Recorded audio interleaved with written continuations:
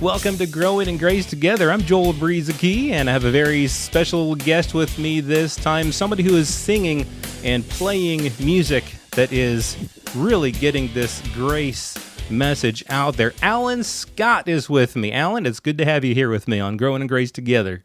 Hey, Joel, thanks so much for having me. I'm excited to be here. Yeah, that's great. Now, I was introduced to you, Allan, probably about a year ago or so, and you had an EP or an album that came out about a year ago. Is that right? Yep. Last May, I had an EP that came out over the summer of last year. Right, and a lot of good music on that, and now it's a year later, and you've got a single, and I'm digging this single, "God in Me." And really great lyrics in this song. And I just kind of wanted to have you on the podcast because I think that you represent something that, I don't know if you know this, but I spent about 11 and a half years in Christian radio back in the 90s to the mid, to around 2006 or so. And there was, every once in a while, you'd come across an artist that kind of got the grace and the new covenant message, but it wasn't really all that common, and now it seems like there's more and more artists, and you, when I've listened to your music, spot on with the grace of God, and I know that you're not just coming up with these lyrics out of the blue, but you have, the grace of God has affected your life, has touched you, and God has worked in your life in many different ways, and I kind of wanted to get into some of that stuff because a lot of people think of Christian artists as, oh, they're just a person up there singing a song, but you're a real person, you're a real human being, you've been through some stuff, and how did this all kind of come about for you? Well, how I began to understand the gospel of grace and the new covenant, I just like so many of us, I came to the Lord when I should say this, I came out of a lifestyle of drug and alcohol addiction, probably when I was 21 years old. And God, He rescued me. And when I came to Him, I knew that He had saved me by grace. Because I wasn't at the tail end of a winning streak when He found me. I was a loser, I was a drug addict, I dropped out of everything that I had ever started. And so I had no qualifications. And so when he saved me, I knew it was by grace. But then about 8 years went by, and of me being a leader in the church, worship leader, traveling, leading worship, and I began to think that God's relating to me stopped being by grace and started being based on me and my performance and what I could do and what I did. Mm-hmm. So I came in by grace, and I knew it. And when I got in, though, it was well, now I have to do this and I have to do that. And so what would happen is I would be leading worship, and some weeks I would have confidence. I would have confidence to minister, and because I had fasted or I had done something right. Other weeks I would not have any confidence. I swore that God could not use me because I had sinned or I hadn't prayed enough or given enough or something had happened that shattered my confidence. And so my walk with God was this constant up and down, up and down, up and down. And I call it bipolar Christianity because I was sure that God was relating to me based on my performance. And my performance was not constant. It was not consistent. And so when I was inconsistent, so was, in my mind, God's relationship with me. Mm-hmm. And it got so tiring, just up and down, up and down, up and down. And then in the summer of 2008, I was going through a challenging period where I was just asking God a lot of questions. I was trying to figure out, some life direction. My wife and I were figuring some stuff out, and I remember that I was doing a Bible study once a week with a radio program manager at a radio station. He would have me come in on Thursdays, and I would do a Bible study, and we would sit there for about 3 hours. And he started sharing the gospel with me. I mean, not like, the gospel that I had not heard, which was that God is not relating to Allan on the basis of him, on the basis of Allan and his performance, but he was relating to me on the basis of the perfect performance and obedience of Jesus Christ. And I at first thought this guy was crazy. I mean, it was probably February when I started of 2008 when I started having Bible studies with this guy, but I almost stopped because I thought, this guy, there's no way that this could be true. And so we kept having Bible studies, and finally, it must have been summer, maybe June of 2008. This guy sits me down and has me listen to a sermon. It was about 2 hours on the gift of righteousness, preached by a guy named Rob Rufus. He's out of Hong Kong. Right, yep, I've heard of Rob, yep. And, man, this thing rocked my world. I just, my mom had basically brought me up knowing the Lord. I had a dysfunctional childhood, and the whole thing was crazy, but she had still faith in me. So from the time I was 3 through, the rest of my life, even though I wasn't walking with God necessarily, I had all these Christian facts in my head. I knew all these things. I knew the Bible. And when I began to understand the new covenant and the gift of righteousness, all of a sudden, all the useless information that I had in my head began to come together. Like the finished work of the cross brought it together. And so that was 2008, and my walk with God completely changed as a result of that. My walk with God was no longer up and down, up and down. It was resting on the understanding that Jesus had completely secured the approval of God for me, and that he was perfection. He is perfect righteousness. He has complete favor with the Father. And because I am in him and he is in me, I have 100% of perfection, of righteousness. I am perfectly clean because he became my sin 100% completely on the cross, so I could become 100% completely as righteous as he is. And it just changed my world. And so, that was 2008. And ever since then, when I write music, I want to say something. I want to say that. I want to tell, especially the body of Christ, because, as a believer, not understanding the gospel, not understanding the new covenant, life a lot of times was harder.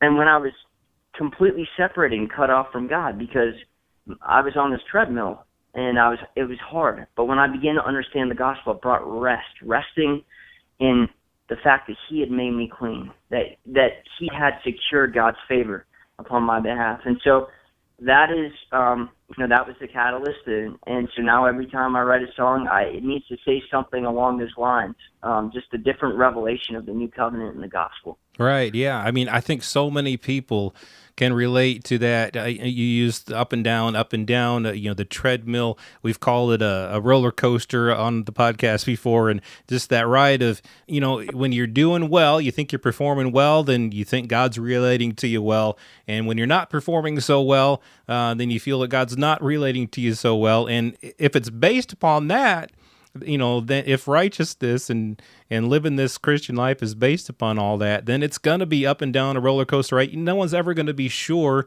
of anything. But when you get the gospel of grace, the gospel of God's gift of righteousness, as opposed to, like you say, our own performance, it's not based on our own performance, then things really do. I went through the same type of thing as you in my early Christian life.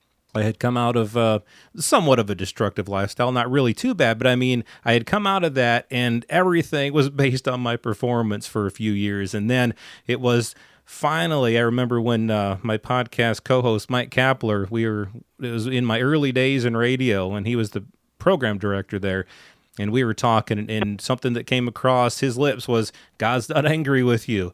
And I was like, I knew it, but yet I needed to hear it. And then the whole life, all of a sudden, when it becomes not about our performance, but about Christ's performance, that changes everything. And so this is kind of what, like you say, it's what you're putting in it's when you write, it's what you want the message to be. It's what you want to speak to people. And how does that kind of work for you? Do you find writing to be an easy thing for you? Do things just come to you, or does it take some time, or how does that work for you? Well, I think that sometimes the writing is easy and fast, and I'll have something that just comes out of me. But for like the last song the single that I have right now, God in Me, that took a while to write, and I knew what I wanted to say, but figuring out how to say it was the biggest challenge, because I want to package music in a way where people can receive it. And what I've found is I can be super analytical, and I could just say the gospel and the new covenant.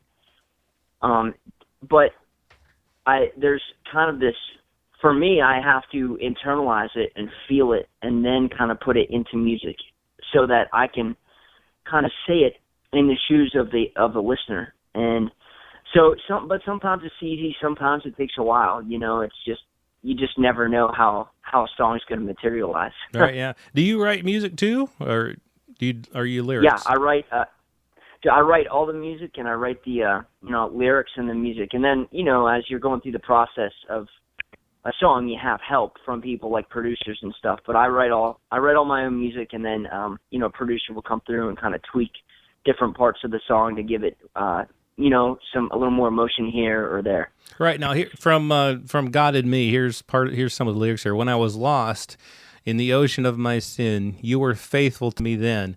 Now I am found, favored and made clean. You will not fail me.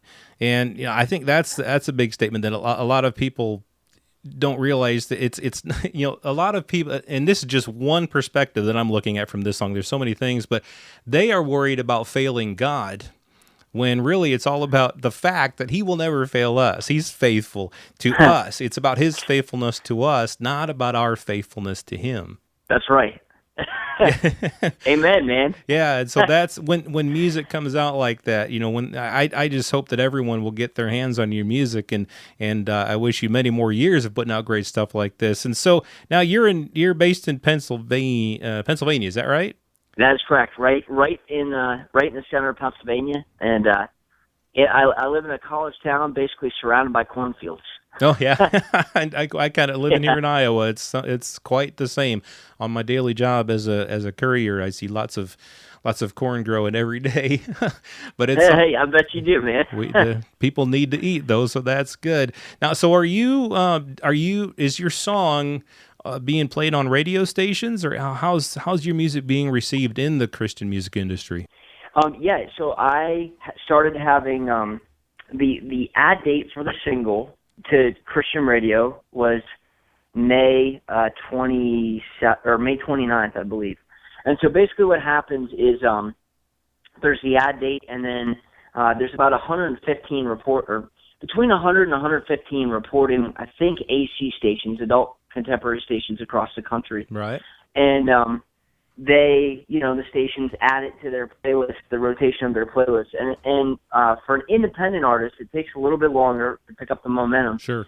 So since my ad date, I have about 40 or 50 non-reporters that have picked up the song, and I have 4 reporters that who have put the song into rotation at some great stations, KLTY and some other major stations that have multiple satellite stations across the country. And, publicity I've gotten a lot of good reviews, a lot of good traction. The song is featured in CCM Magazine this month, and awesome. I have a worship with Andy Chrisman, which is it's on between 150 and 200 stations, is featuring the song this Sunday.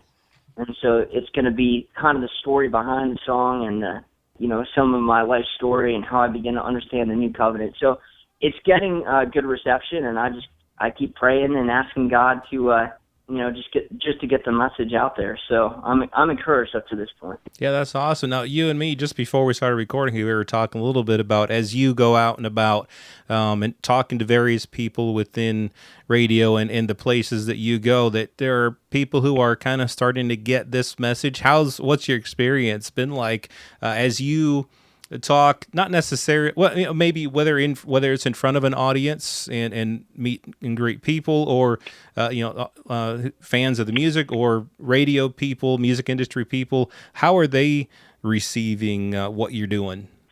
Well, I have within on the radio side, I have had some great encounters with some different radio people who are really beginning to understand this message. And there was a gentleman down at a station a week and a half ago I was at in, I think it was Arkansas, and we were having this devotional time with his staff, and me and a couple artists were there, and I just began to share about the new covenant and the gospel, and I could just see his face light up.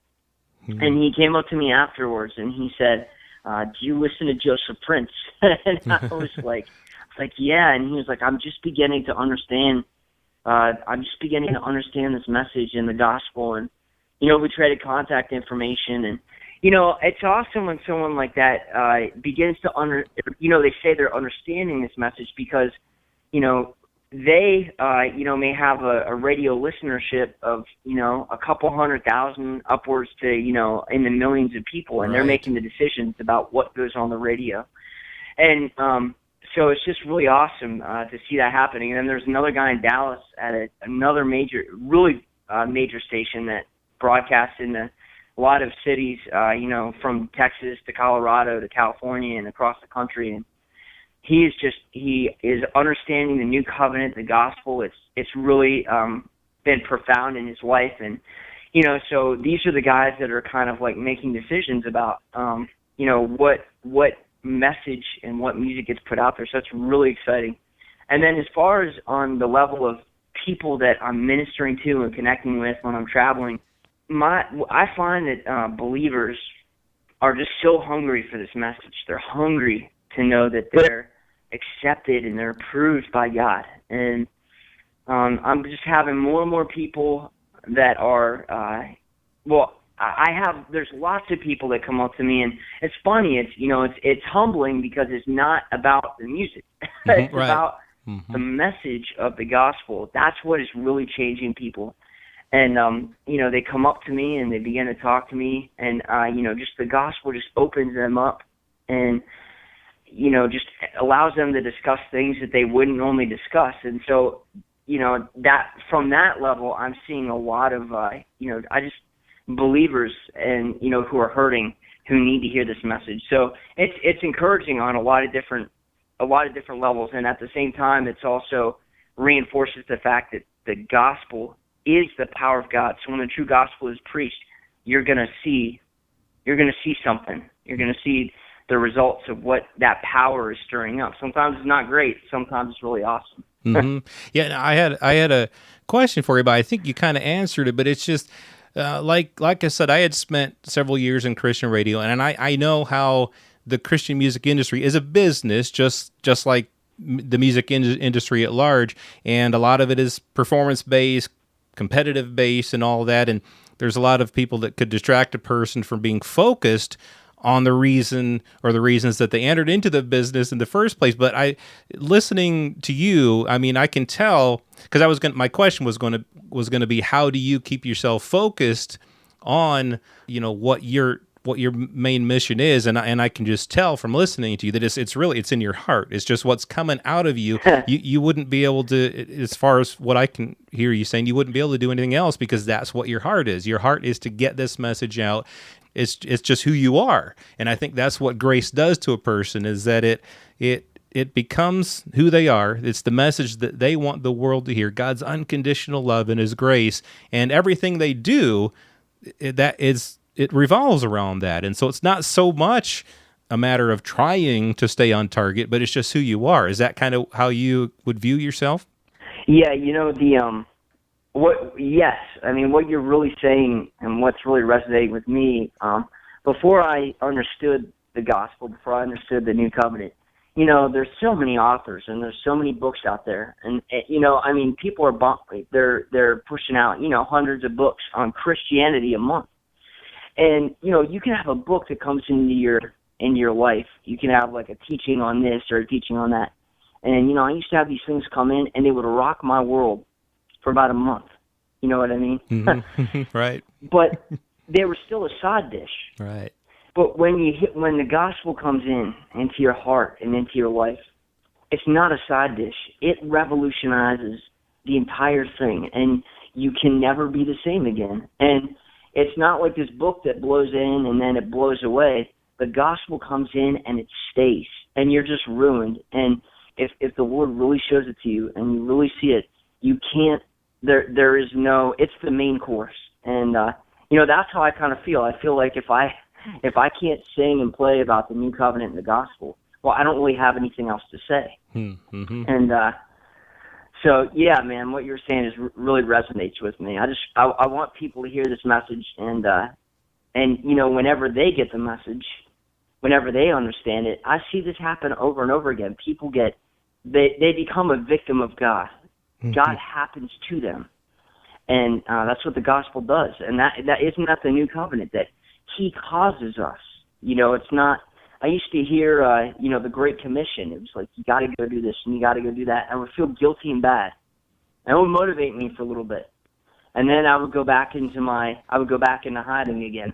Mm-hmm. But the new covenant, the grace, when you understand it, it's a permanent flow of just God's energy in and through you, not with guilt and manipulation and behavior modification, but it's actually a changing and positioning of your heart to want to do His will. And isn't that the new covenant, that He comes inside of us and we become a victim of Him?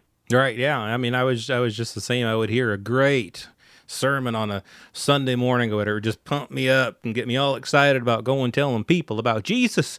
And then Monday morning, it'd be like, it was lost. It was gone. I was just like, where'd that go? And then now, like you say, it's not a have to, because I would feel guilty about that. I'd be like, oh, where was that? I was so passionate about this yesterday, but it was because it was a must. It was a have to. It was a motivational speech type of thing. And then when it came to the gospel of God's grace, it's kind of like, it just pours out. It's just there. There's nothing that can stop it. It's not a must or a have to. It's just, this is who I am. This is just what I do. And that's really what the gospel does. That's right. Your story of coming from the background that you came from, and then with drugs and alcohol use, and then kind of coming into the church and having kind of a legalistic, performance-based Christian lifestyle, and then when the grace of God grabs a hold of you. I mean, it is. I like how you said that. God happens to you, because it's so many of us are trying to make it happen for God, and He's the one that's doing it all for us. So that's awesome. Yeah, man. And just hearing you talk encourages me, because it's so awesome to hear that my fellow believers, that it just confirms. It's very confirming, because the gospel has it's having the same results in other people. And, it's really edifying, because the enemy comes and he tries to say, well, you're not believing the truth. Of course he doesn't want us to believe this, because this is the message that by which he was disarmed by. The only thing that he had against us was the ability to accuse us on the basis of the old covenant, the law. And that's been taken away, and he's been disarmed. And, so he still comes and he tries to convince us that we are under that old system as believers, and he tries to make us powerless.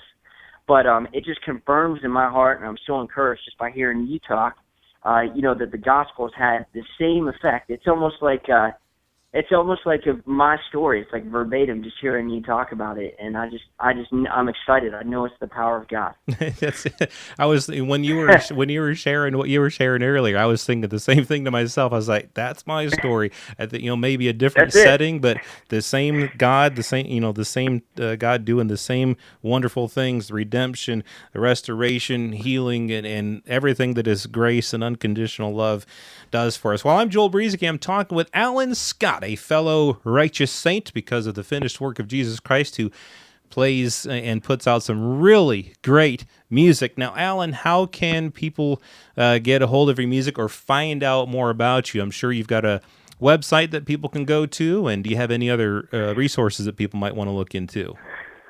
Yeah, people can go to allanscottmusic.com. And my name is spelled Allan, so it's allanscottmusic.com. They can find me on Facebook. It's just /Allan Scott Music. And also on iTunes, you pop in Allan Scott, my latest release, and then Blameless and Free, which was a project that I released last summer, will come up. And those are 100% gospel, just new covenant, and just trying to integrate the truth of the finished work of the cross in the music. Awesome. That's great. So allanscottmusic.com. iTunes. And Allan, I could just tell, like I already said, you have a heart for this, and I really do hope that people listening will kind of spread the word about Allan Scott. AllanScottMusic.com, and spread this podcast around too. I think that we have both kind of encouraged each other here as we've been talking, and I hope that it will encourage listeners as well. So thank you, Allan Scott, for being part of this podcast today, and hope to have you back again sometime. I would love to be back. Thanks for having me, man.